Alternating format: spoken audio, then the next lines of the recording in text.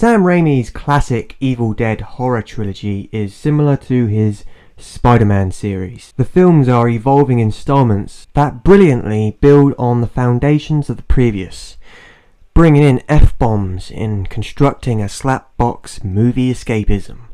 But it is Spider-Man 2 that has grew to become the best superhero movie ever made. It makes the original film's ambitions seem pathetic in comparison, and makes an already terrible third film look like dog shit in the middle of the screen. 3, 2, 1, go!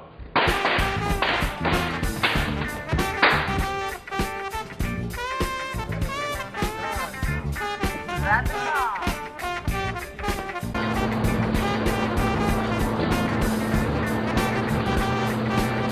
Going back! No! God, please, no! No! No!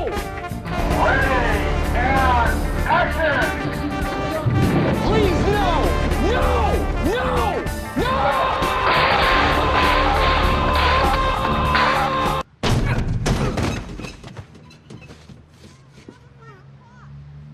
My back.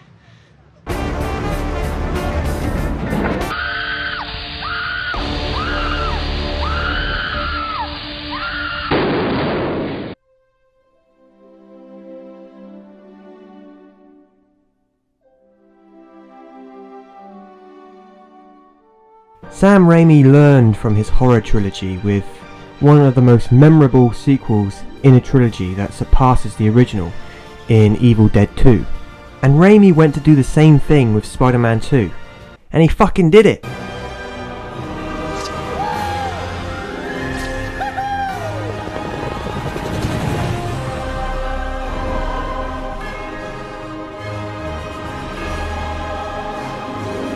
Spider-Man 2 became the pinnacle of superhero movies, and when this nuclear winter of Marvel movies is over, Dark Knight and Spider-Man 2 are the only hero films that I think will be standing among a dead pool of shit shoveled onto more shit like a never-ending human centipede of superhero movies. Sweet!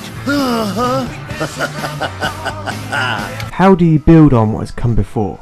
Much like Sam Raimi's balls to the fucking walls pilot episode of Evil Dead, Raimi remembers what he has already done and only adds to it.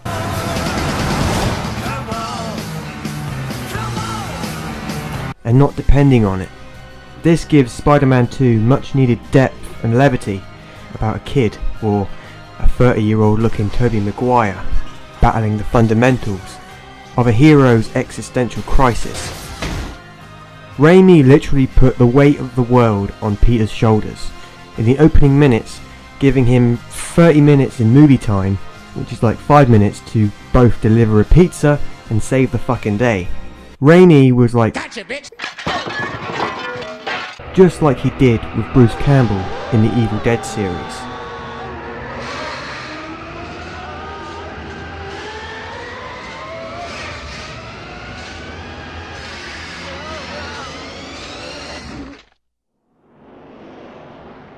One of the toughest things in doing these stories is coming up with villains.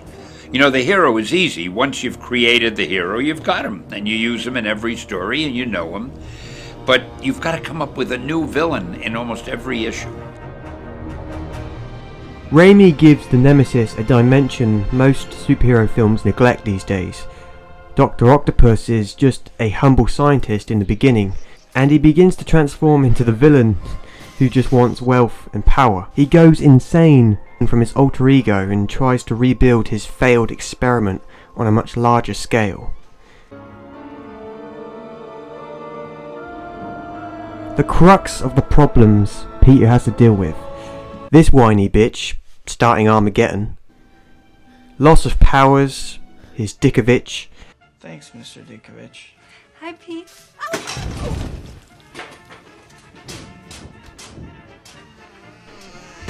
His best friend, You killed my father. MJ. You knocked me off of my feet now, baby. His guilt of basically killing his own uncle. Caring for Aunt May.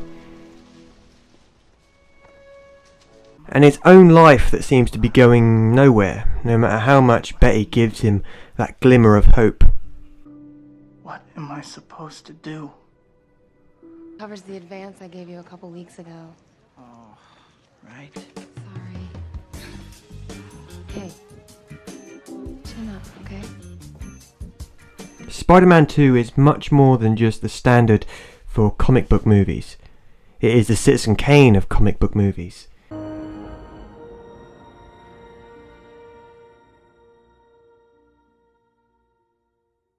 This film serves as an excellent encapsulation of the best elements of Spider-Man.